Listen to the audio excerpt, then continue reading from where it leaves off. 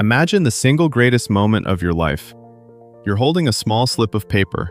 You check the numbers once, then again, then a third time because your hands are shaking too hard to trust your own eyes. And it's real. You just won the lottery. Millions of dollars, maybe hundreds of millions. Every problem you have ever had, gone, in an instant. Now let me show you where that moment leads. It leads to a man living on a $400 Social Security check, drowning in debt after winning $16 million.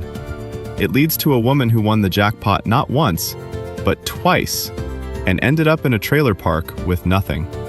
It leads to a beloved grandfather who said out loud that he wished he had torn his winning ticket to shreds. And in the very darkest case, it leads to a body buried under a slab of concrete in a stranger's backyard. There is a name for this. People call it the lottery curse. And by the end of this video, you'll understand exactly what it is, why it destroys nearly everyone it touches, and the cold, hard money lessons that can save you from it. Because every single one of us thinks we'd be the exception. Let's get into it. First, let's be honest about the dream. Because the dream is powerful. Almost everyone has played this game in their head. What would you do with the money? You pay off the house. Quit the job you hate. Take care of your parents. Travel the world. The fantasy isn't really about yachts and mansions, it's about freedom. The freedom to never worry about money again for the rest of your life. So here's the question that this entire video is built around. If sudden, massive wealth is the answer to all our problems, then why does it so often end in bankruptcy, ruin, broken families, and sometimes even death? The numbers are genuinely disturbing. By many estimates, a huge share of people who win life-changing sums are in serious financial trouble within just a few years. Some are flat broke. Plenty end up worse off than they were before they won.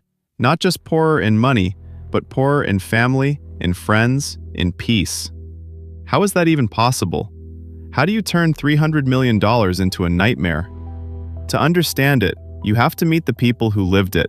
And you have to understand what really happens inside your brain the moment the money lands. Let's start with a man named William Post. Everyone called him Bud. In 1988, Bud Post won over $16 million in the Pennsylvania lottery. At the time, he had less than $3 to his name. $16 million, a fortune, the answer to every prayer he'd ever whispered. Within 2 weeks, he had spent around $500,000. But spending wasn't even the worst of it. Because here is the first dark truth of sudden wealth. The moment the world knows you're rich, you become a target. Bud's own brother was so consumed by the money that he hired a hitman to kill Bud and his wife, hoping to inherit a slice of the winnings. His own brother. A landlady claimed she was owed a share. An ex-girlfriend took him to court. Everyone, suddenly, wanted a piece. Within a single year, Bud Post was $1 million in debt. He eventually declared bankruptcy. He spent his final years living on a Social Security check of around $400 a month and food stamps. The man who won $16 million died with almost nothing. And here's the lesson buried in Bud's story. Write this one down. When you suddenly have money, you don't just gain wealth.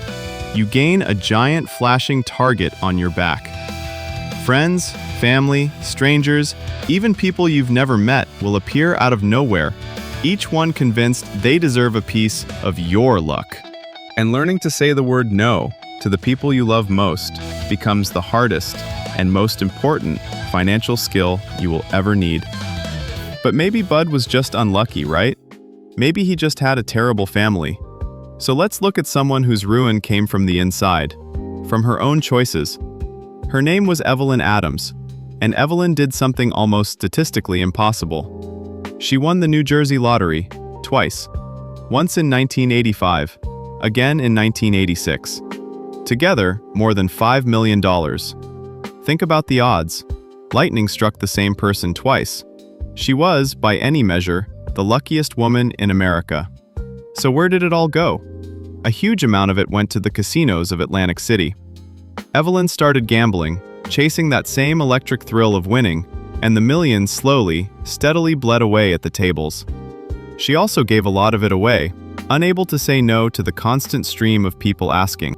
And years later, the luckiest woman in America was reportedly living in a trailer, the entire fortune gone. Now this is where we have to talk about the money mechanism, the actual reason this keeps happening, because it's not just bad luck or bad people. It's something happening inside the human brain. And economists actually have a name for it. It's called mental accounting. Here's the idea. Your brain does not treat all money the same way. Money you worked hard for, money you earned hour by hour, sweating for that paycheck. Your brain guards that money carefully. It feels real. It feels heavy. But money that falls out of the sky, a windfall, a jackpot, your brain files it in a completely different drawer. It feels like house money, like it isn't quite real, like it doesn't quite count. And so you spend it in ways you never would have spent your own hard-earned cash. You gamble it. You blow it on things you don't need. You give it away without thinking. Because deep down, some part of your mind never fully believed it was yours in the first place. This is the invisible trap. The bigger and more sudden the money, the less real it feels, and the faster it slips through your fingers. And it brings us to the very first practical rule of surviving a windfall. Most lotteries give you a choice. Take all the cash at once, in one giant lump sum, or take it spread out, in steady payments, over many years. And here's the counterintuitive truth. For most people, those slow, steady payments are a lifesaver. Not because of the math, but because they protect you from yourself. They turn an unreal mountain of house money into something that feels more like a steady, real income, something your brain actually respects. The lump sum hands you enough rope to hang yourself in a single afternoon. The annuity makes you live with your choices 1 year at a time. But of all the stories, there is one that captures the curse more completely than any other. The story of a genuinely good man who only ever wanted to help the people he loved. His name was Jack Whittaker. On Christmas morning in 2002, Jack won what was then one of the largest jackpots in American history, more than $300 million. And here's the thing, Jack wasn't even poor. He was already a successful businessman, a contractor who'd built his life with his own 2 hands. He was the kind of winner everyone roots for, down to earth, hardworking. Surely he would be the one to handle it right. And at first, he tried to do everything good. He gave millions to charity. He built churches. He started a foundation to help families in need. He wanted to share his impossible luck with the whole world. But the money was like acid. Slowly, it ate through everything. The lawsuits started, hundreds of them. People sued him constantly, sensing deep pockets. One night, his car was broken into, and over $500,000 in cash, which, for some reason he was carrying around, was stolen right out of it. He started drinking. He was seen more and more in casinos and strip clubs, the money flowing out in every direction. And then came the part that no fortune on earth could ever fix. Jack adored his teenage granddaughter. She was the light of his life, and after the win, she suddenly had access to almost unlimited cash. She fell in with the wrong crowd. She fell into drugs. And not long after Jack's win, his beloved granddaughter was found dead of a drug overdose. His daughter, her mother, would also die in the years that followed. Jack Whittaker, the man who won over $300 million, later said something that should haunt every single person who has ever bought a ticket. He said he wished he had simply torn it up. He had the money. He lost everything that ever actually mattered.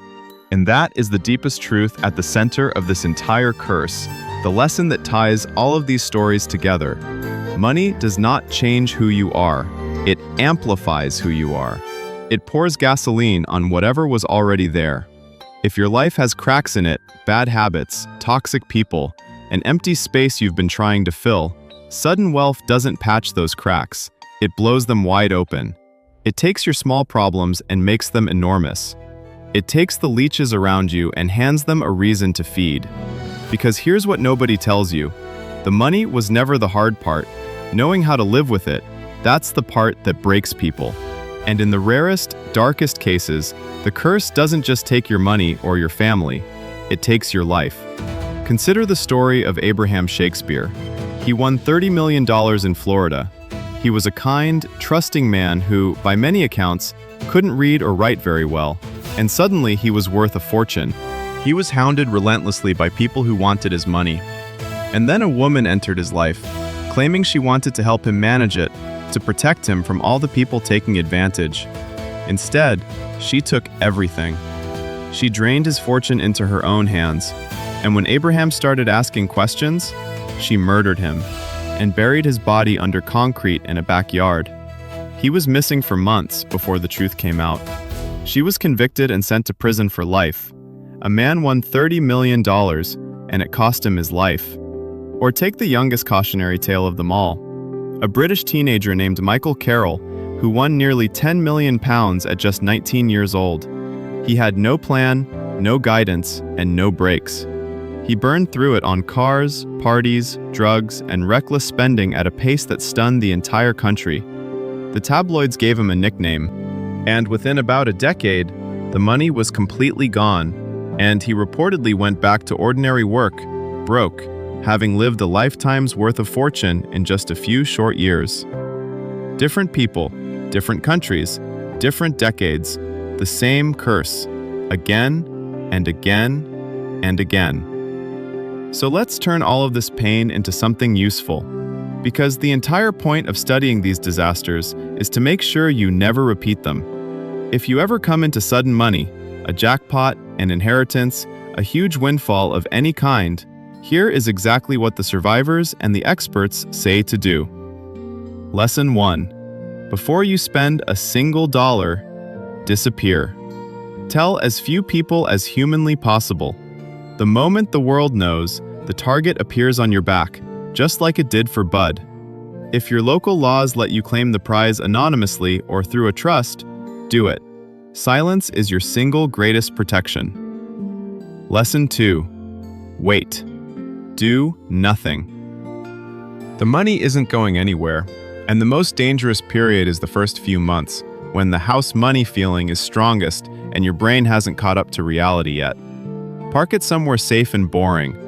Make 0 life-changing decisions for at least 6 months. Almost every ruined winner did the exact opposite. They moved fast and they moved alone. Lesson 3. Build a team before you build a mansion. A real financial advisor, specifically one legally bound to act in your best interest, not their own commission, plus a good lawyer and an accountant. The Leeches will offer to manage it for you, exactly like the woman who destroyed Abraham Shakespeare.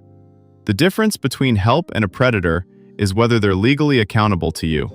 Never, ever hand control to someone just because they're charming. Lesson 4. Strongly consider the slow payments over the giant lump sum. Remember mental accounting. A steady yearly income is something your brain treats as real and finite. A massive pile of cash is something it treats as a toy. The structure of how you receive the money quietly decides whether you keep it. And the final lesson, the one underneath all the others, get your life in order before the money, not after, because money amplifies. If you fix the cracks, wealth can make a good life extraordinary, but if you don't, it will find every weakness you have, and it will tear you apart, no matter how many millions you're holding. So the next time you're standing in line, dreaming about that perfect winning ticket, remember Bud living on food stamps. Remember Evelyn in her trailer. Remember Jack wishing he'd torn the ticket up. The jackpot was never the dream. Surviving it was. If this opened your eyes today, you know exactly what to do. And stick around, because next time, we're breaking down how a single company quietly takes a cut of almost everything you buy, and you've probably never even heard its name. You won't look at your money the same way again.